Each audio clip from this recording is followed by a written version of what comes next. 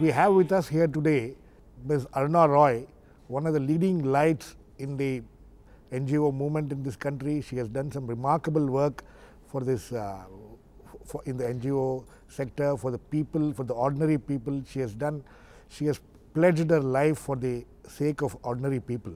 I mean, as far as you are concerned and your organization is concerned, when did this actually start? You know, was it related to the RTI movement and the RTI bill, or is it a concept which came to you people before that or after that? Actually, I work with a lot, I call myself a political social activist. Right. Because we work with very poor workers and peasants, and we do not have a campus-based NGO.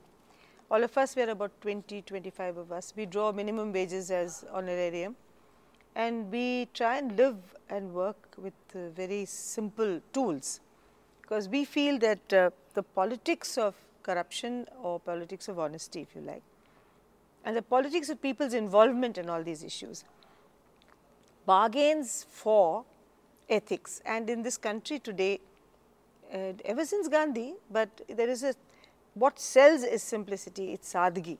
What sells is simplicity and sadhgi. Do you think this applies to the urban areas today? I don't think so. It's a fast deteriorating concept, idea, principle. Nevertheless, there is a reluctant attempt to believe in, at least in terms of in appraisal of others. There's a great deal of trust if you do not spend and you don't live a very luxurious existence. But in our case, the reason for that was not because we would get acceptance, because we felt that if you live and work an idea through, you're stronger. To a great degree influenced by Gandhiji, but also influenced by some of the left principles of equality, of trying to fight, and feminism, because we say my life is a revolution, because there's no revolution outside for me. Every single step I take, every single decision I take, if it's unequal or equal, if I have or don't have, if I share or don't share, these are issues for women. So the fight for systemic reform, if you like, or systemic change within government, we did the Right to Information campaign did 2 or 3 very important things for me, and I think for many of us who were involved with it. First of all, we saw government before that. I myself saw government as you were part of the government. You were an IAS officer. No, but despite that, I saw government as an alien institution. I saw the state. Even when you were part of the system? I was uncomfortable always. I still am very uncomfortable within the system, because I don't quite fit. What do they call us? Square pegs and round holes, or round pegs and square holes. Anyway, but what it did to us is to reclaim these institutions that are ours. Constitutionally, the state is ours, the government is ours. We the people. We the people. So that concept became somehow starkly real in terms of very poor people. That for them, whether it's the panchayat or the block office or the SDM's office, the collector's office, the state assembly, and finally the parliament, these are our institutions. Government should work for us. Right. So why do we say you're tainted by association with government? What we should do is reclaim it. Quarrel, fight, struggle, but retain it. In this, there is a certain kind of principles that the left has always believed in. Right. That there should be a state, and it should be a strong government or a strong state. Those arguments also somewhere held in that debate. So there we had a problem with the traditional Gandhians in India, who believe that you should always have a position opposing the state. But I want you to just recall those days when you were in the IAS and why and how you got out of it. Because, you know, for a long time this has not been spoken about. You know, you are well known in the country and things, but why, how you made that transformation from a bureaucrat to a civil society activist, or as you would now call yourself, a political social activist? See, actually it's been a long process. Actually, I've evolved like this about 25 years ago, but I left the IAS many years ago. See, for me, what was the issue? In those days, we thought the bureaucracy was still not as bad as it is today. And if you had left more than 25 years ago, we need to know. Many more years ago. Many more years ago. We need to know. See, the reason is that as a woman, as a young woman of 21 in 1967, for me the choice was between marriage and a career. So at that time, the feminist argument in myself was that I will not have my life end in a marriage. Then I didn't have to argue it out with my family. My mother was very literate and very well, my very progressive family, so there was no question. But looking for alternatives of work and bear some amount of commitment to the issue and idea of poverty, of some kind of equality, struggling or at least working for people, the IAS seemed to be the most creative alternative at that stage. Women didn't have very great choices at that time to work outside home. So I really joined the IAS for that. Slowly I realized that no bureaucracy works for change unless it's pushed. That's why political will becomes so important. Bureaucracy normally works for status quo. And I really found that if the powers change, then the views change, which I first found very shocking, because when the political party changes, your views change. I thought, how can you do that? The constitution is there, but it's there, but not something you revoke or evoke in everyday living, or when you work in your life, you decide on poverty or decide against an issue. You don't think of the constitution. You only think of what people in the hierarchy want. That was not acceptable to me. How long did it take for you to understand that this is not for you? Very soon, but I lasted 7 years. 7 years. I lasted 7 years, but the last 2-3 years were just getting ready to leave. Of course, there were questions when I left, but they didn't have anything to do with the IAS. It was a question of independence, a question of economic sustainability, right. even minimal sustainability. Those were issues, but not, and power, I always never saw power in a seat or in an award or in an acclaim of that kind. I saw power in my own self-confidence, in my ability to feel free from any kind of self-infliction of guilt or agony about having done something because I was forced to do it when I knew it was wrong. That was my biggest moments of trouble. So actually, it was a problem of your conscience. The conscience kept pricking you all the time. Yes, it doesn't stop. It still doesn't stop. So that was what pushed me out, so that at least I would be able to do what I thought was right. So that I got out. Those days must have been days full of doubts and what to do, how to do it. Was it that straight you went to Thilonia after that, or after you left? Yes, I went to Thilonia, but it was such a difficult period of adjustment, because the notion of equality is very much easier than the actual living of equality. And that is the real test, because you always have a niggling feeling that you need something which others may not need. Why should you need more? Or what do you need? And is there an argument for specifying that need, or elucidating that need, or stressing that need? Where does progress end and self-indulgence begin? Yeah. Because you say there should be a toilet. But is it for myself that I want the toilet, or is it for the rural women? So they don't use it, still don't use it very largely, but then didn't use it at all. So I spoke of a toilet, I always used to think, who needs the toilet? Is it a selfish thing? No, is it for my own use and for my own well-being that I want the toilet? There are many issues. So why emphasize the toilet as a social need? What do people want?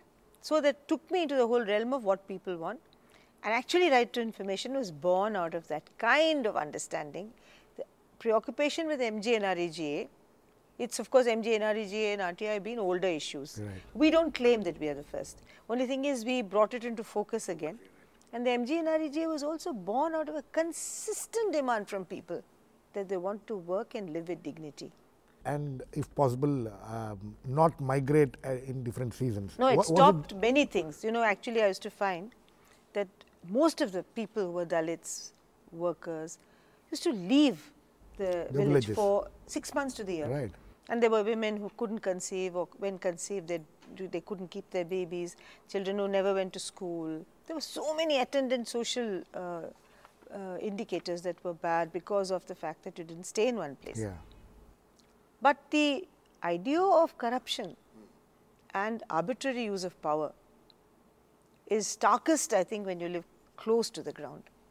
Because every day there is social injustice because of caste. Someone or the other is ill-treated every day because of caste. So corruption, you don't see corruption just as taking and giving money. I think corruption for me is defined by arbitrary use of power, inequality and the taking and giving of money. That's why I feel the corruption discourse that is there today for me is partially true.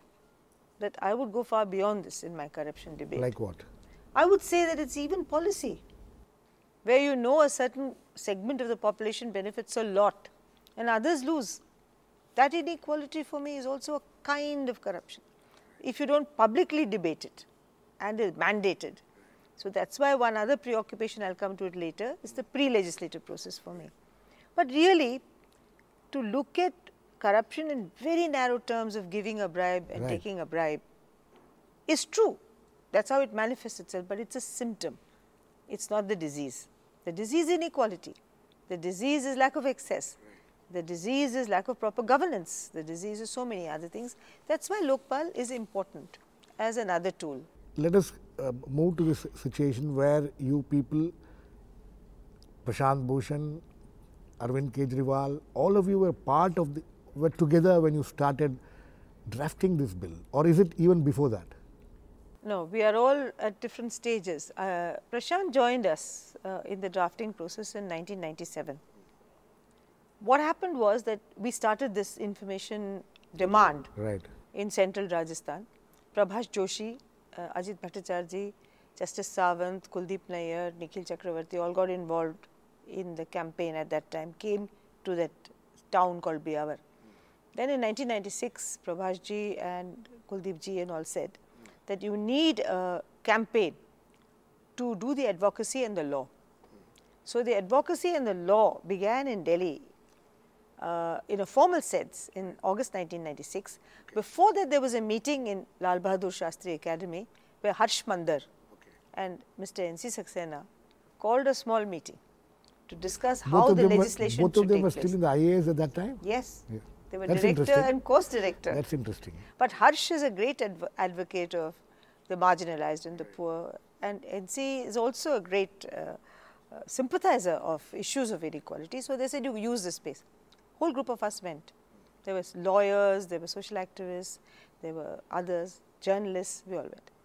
A small rough draft was made. Then that came to Delhi. The campaign was born. This was the Right to Information campaign? Yes. Right. So in 1996, it was given over to the Press Council. The Press Council under Justice P.B. Sawant drafted the first bill. And that has been the skeleton on which all further bills have been drafted. So that was drafted. And the law, and then after the laws were enacted in 2002, 2003, Arvind Kejriwal took leave from his income tax service and came and spent a little bit of time with us in Rajasthan, looked at this whole RTI process and said he would like to work in Delhi. The Delhi law was already passed at that time. He started using in implementing RTI. Then by the time the original law that Justice Sawant had written has been improved by many enactments, by the Goa and Maharashtra enactments, the second enactment, and it became a better law. So we understood what the problems were, because the Rajasthan law was good, but it had problems. The Goa law left out something else.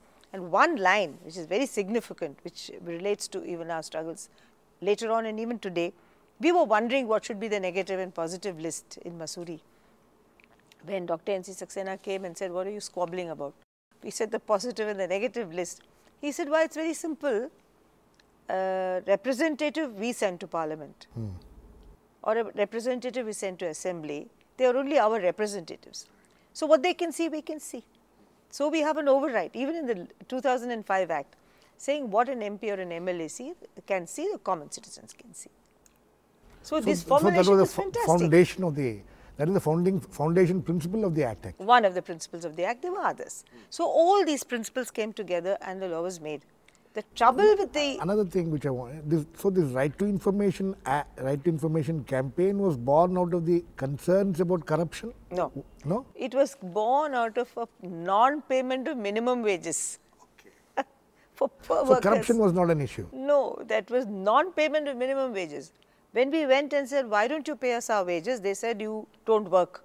So we said, let's look at the labour records, we call them muster rolls in Rajasthan. Like I want is the muster rolls. They said they're secret documents. And they kept saying, but on the record your statement is false. So they said, when will the truth ever be out? So people like Chunni Singh, Chunni Bai, Narayan and Sushila and all these women and workers and friends of ours sitting and talking on the ground like this one day. They said, till the records are out, we'll always be liars. The records have to come out. Arunaji, we'll just go in for a short break and we'll come back and continue this discussion, which is quite fascinating. The background is quite fascinating. We'll continue this discussion after this break.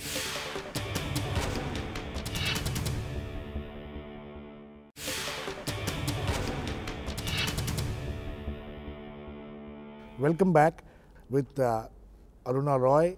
When did the focus shift to corruption? No, it was a simultaneous preoccupation with corruption, I'll tell you, because once the minimum wages, you are denied your minimum wage because they show more workers on the site and pay.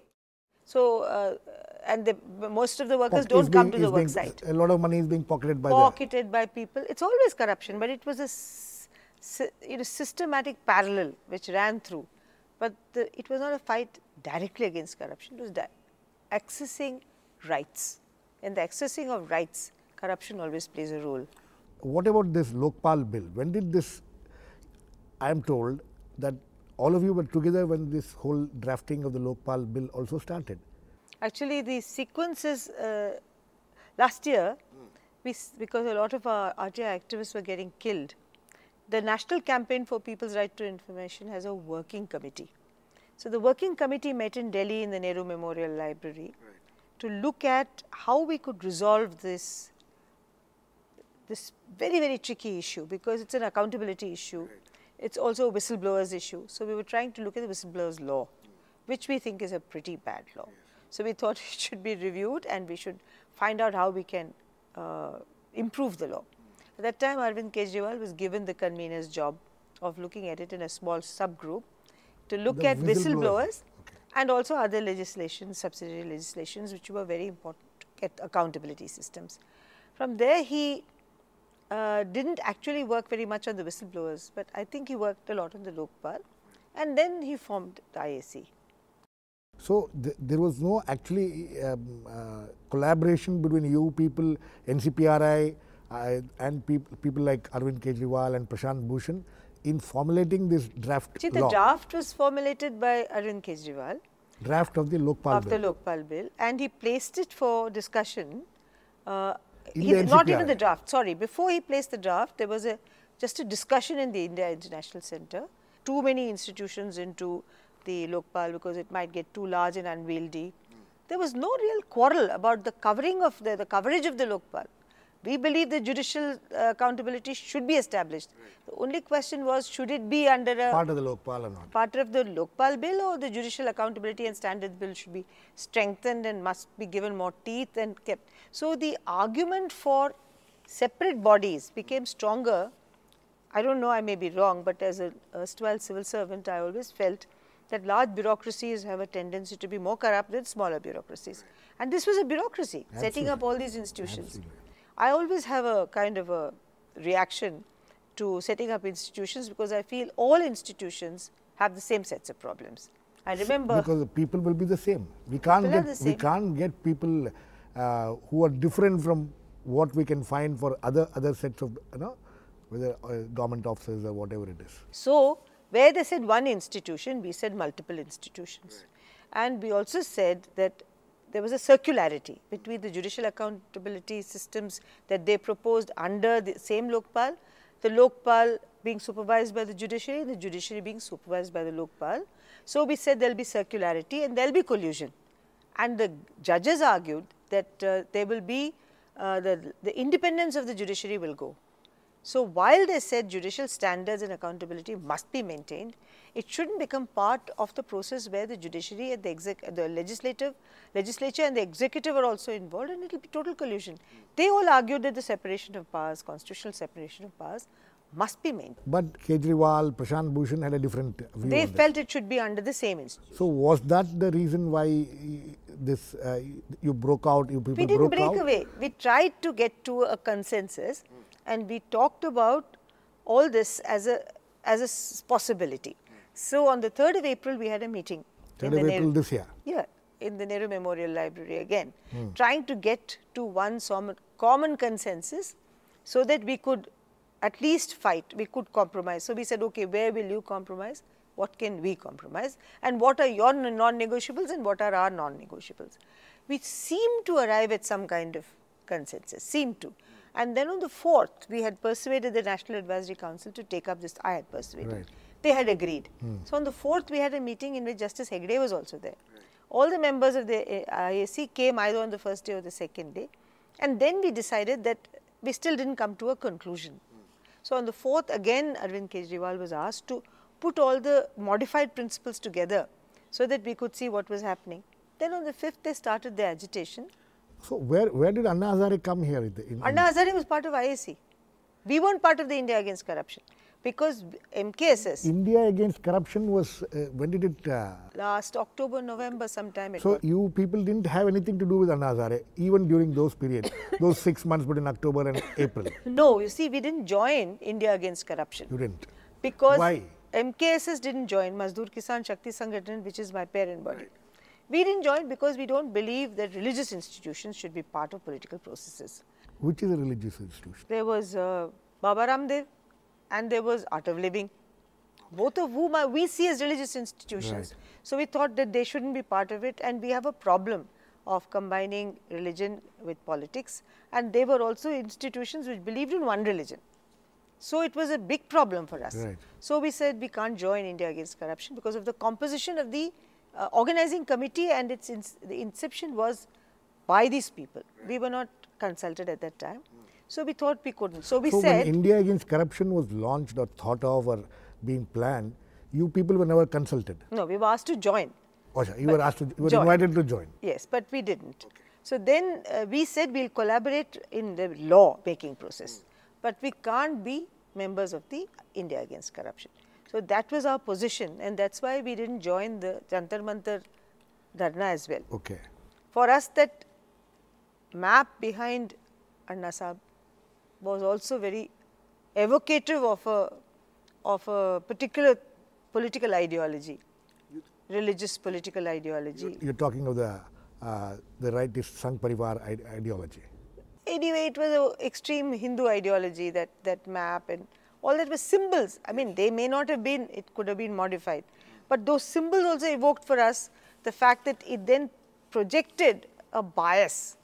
Did they invite you to Jantar Mantar to be part of the Jantar Mantar Actually, it was a general invitation. They would have been quite happy if we had gone, I suppose. But we didn't go there also for the same reasons that the MKSS said we can't participate in on a platform like this. Nothing to do with Aruna or nothing to do with Prashant or anyone else. Right. But just that the platform, we all have these problems many times. It's kind of natural, and we believe that no matter whether you fight corruption or anything else, these are all ideological positions. Right. We cannot think of corruption as not a political issue. It is a political issue. Solutions are political solutions. It's not just everyone can jump onto the bandwagon and go. For the moment we jump onto the bandwagon, even on drafting a law, we have so many differences. If we plan further strategies, we will split.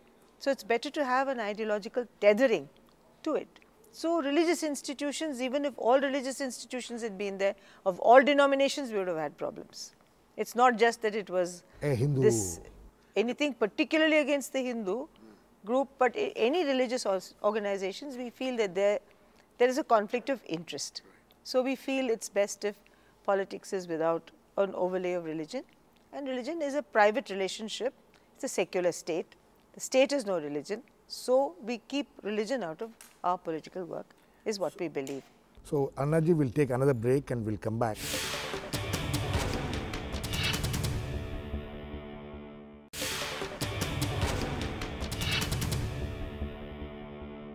Welcome back. We are discussing the issue of corruption and all the issues surrounding it with Aruna Roy.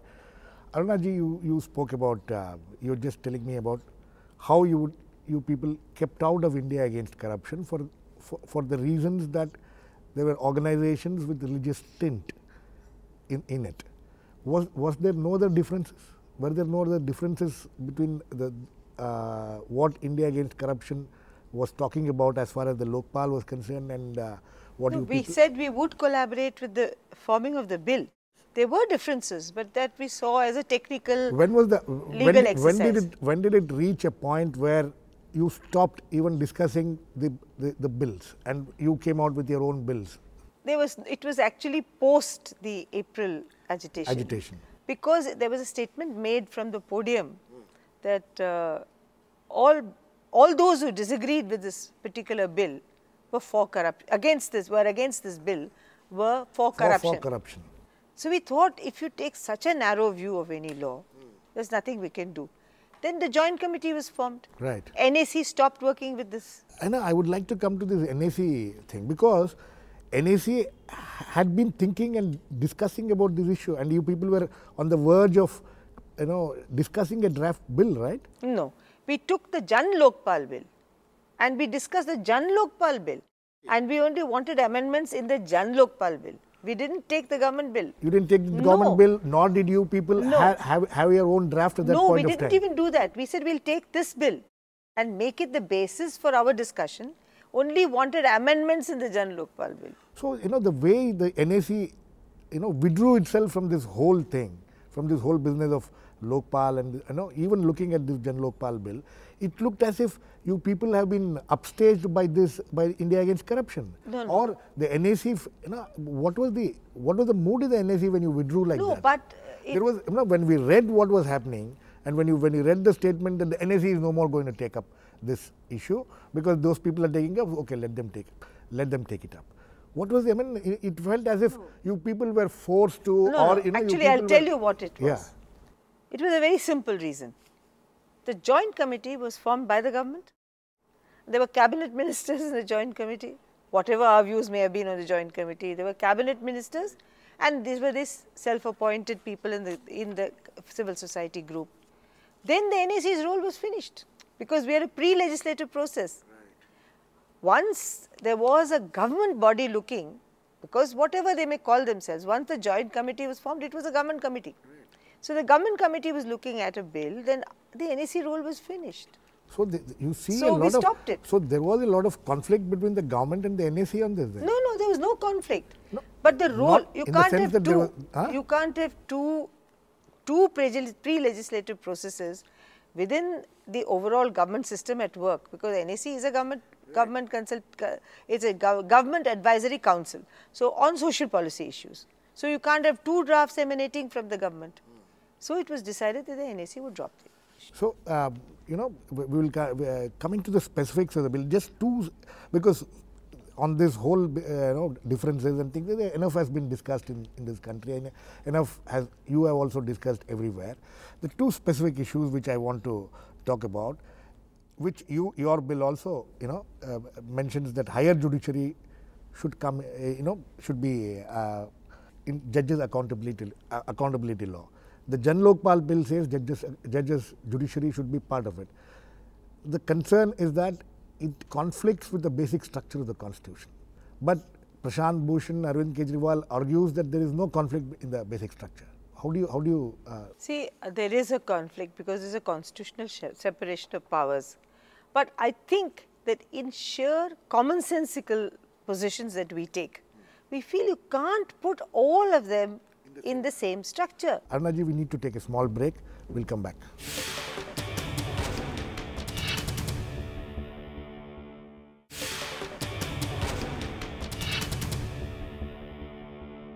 Arunaji, we were talking about, you were telling me about the civil society and things like that. Now, unfortunately, in this whole business of Lokpal, when the Lokpal bill, Jan Lokpal bill controversy, what seems to have happened is there seems to be a competitive civil society, or at least there is this impression which is being created that there are different civil society groups at each other's throat or something like that, And there is this one particular group, India Against Corruption, which says that only our bill and nothing else.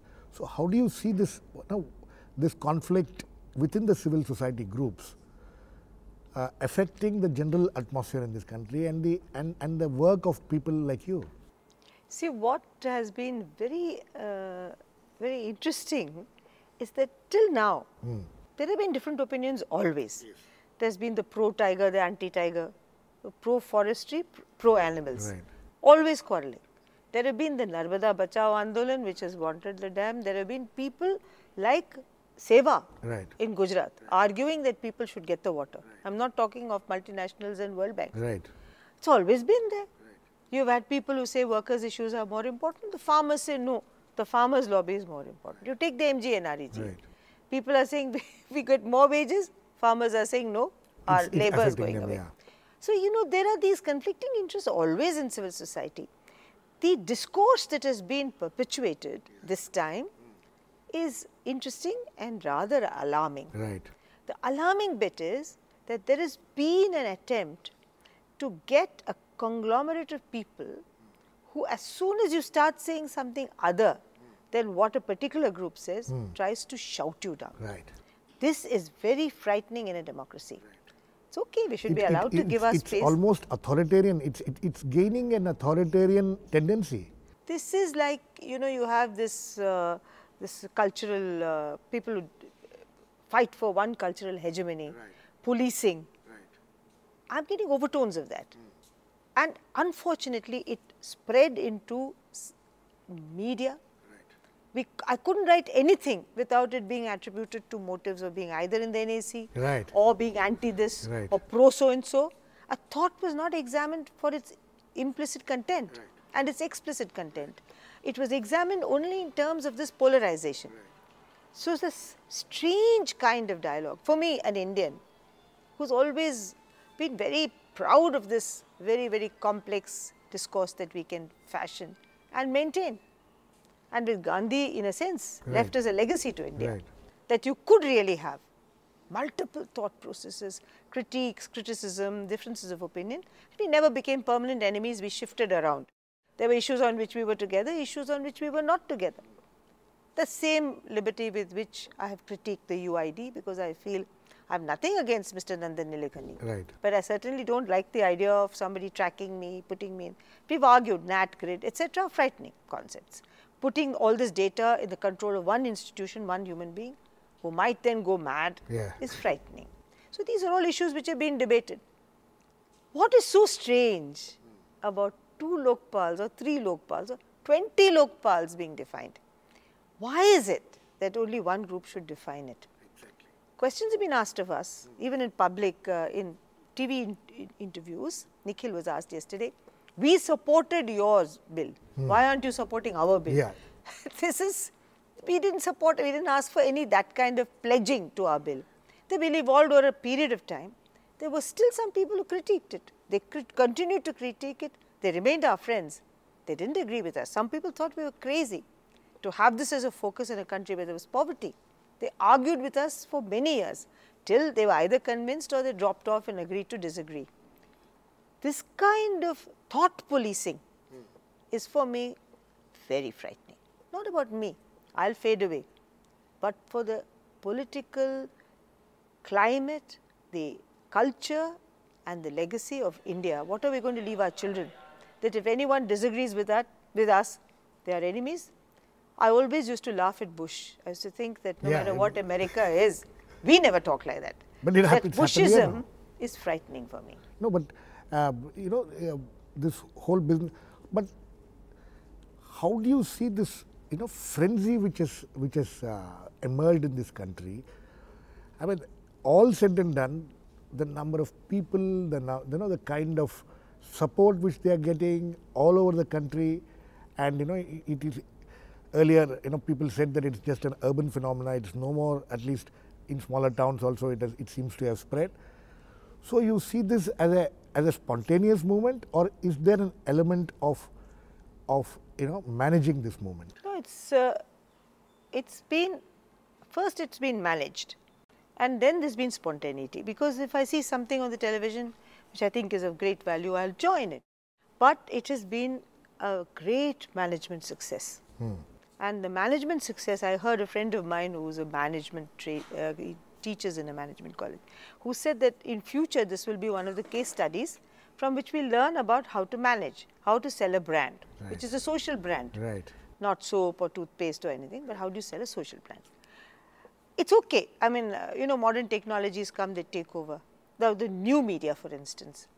I suppose we get educated. After 2002, I realized the importance of the internet and the mobile phone. Now, after 2011, I'll understand the role of the new media. No, but here it's very interesting. Never before in the past, civil society groups, as you said, have always been contributing to the discourse in this country, whether it is legislative, whether it concerns legislative issues or even social issues or whatever it is. But we never had this kind of a one single hero emerging from that and becoming the focus for everybody. It is some kind of an idol worshipping which is happening now. How do you see this and the civil society movement? How do you relate this? I think that is the reason why the MKS has had a reservation.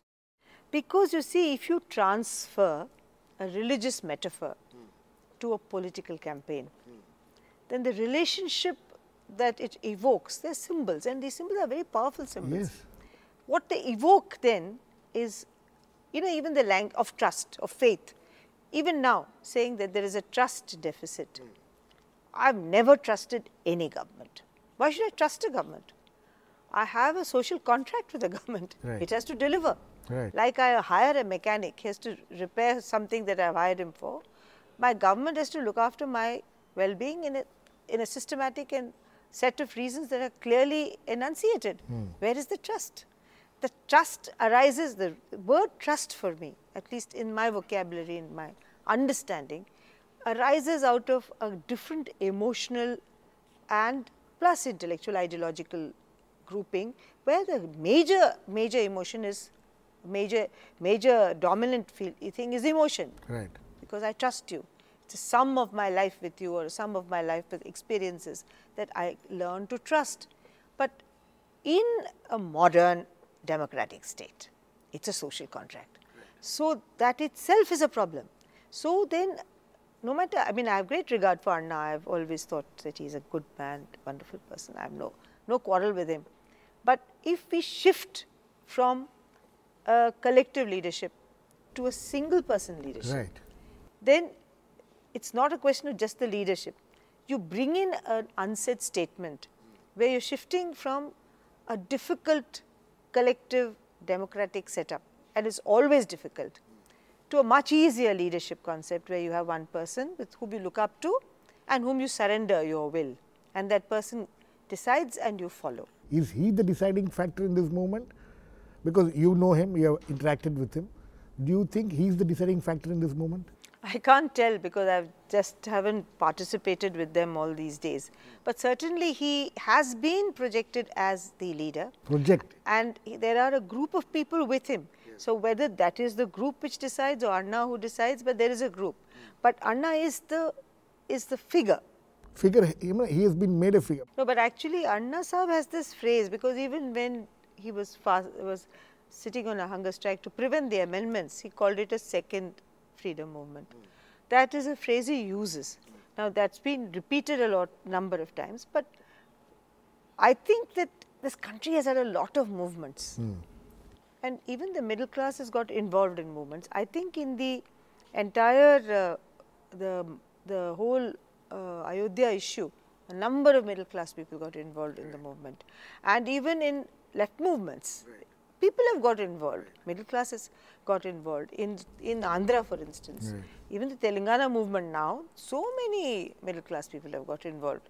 So to say this is the first time is not true, but in this manner it is the first time. But I have a question of all these intellectuals, especially from the technical groupings that have joined, whether they find no contradiction themselves between the technology that they support and a campaign in which they are willing to surrender to a group or an individual, because many of them have not really even gone through the law. Because if it's the end, of this campaign, then the law must be a well discussed But it doesn't document. seem to be, this law doesn't seem to be the end of the campaign of this, because we have heard, Anna Hazare himself and others in the movement talking about many other issues, So this is just the beginning, and today, Prashant Bhushan himself said that this is not going to be the end, and there are many other issues which we are going to take up.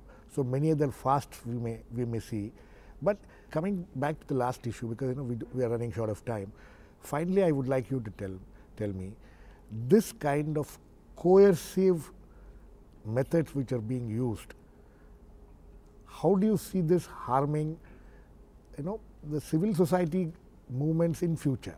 This kind of coercive methods which are being employed. Do you see there a permanent, some kind of a fissure being created between civil society groups and the government and the political class because of this? See, I actually see it in a much broader based sense of worry. Because if you dissent, fight for dissent. I always think of Voltaire, I always misquote him. But he did say something to the effect that I don't agree with you, right. but I'll fight for that. I'll fight for your right to be different. Right. Dissent is not being tolerated. If dissent is not tolerated, you can't ask for dissent. If I have a right to dissent, then I have to give others the same right to dissent. What is freedom? What is the right to dissent? And what is the right to a decision making? Every group, if we deny the right to a group to decide, then we also ultimately will be impacted by the same right to decide. So what is a little disturbing is the fact that these issues have not been worked out. So if you have intolerance to another position, not even another ideology, another position, another draft, another set of expressions, then it is for a democracy like India, which is basically pluralist. We can for some time to be together, but we also are a very individualistic nation. Everybody, including the man in the chai shop, wants to assert his point of view. They will fight for 10 hours with you to express his differences of opinion. So it's not bada, chota, it's not big or small, it's not this caste or that caste. We are the argumentative Indians. For an argumentative Indian to be told you cannot argue, and if you have a difference with me, you're with the enemy, is the biggest negative that has come out of this campaign so far as I am concerned. Thank you, Arunaji. It was wonderful talking to you and getting a larger perspective on the issue, because a lot has been discussed on the various aspects of the bill. We would definitely like to come back to you at some point of time when this whole issue takes some final shape. What happens to the bill and all, we'll be looking forward to it. In any case, it has been a pleasure to have you with us. Thank you very much.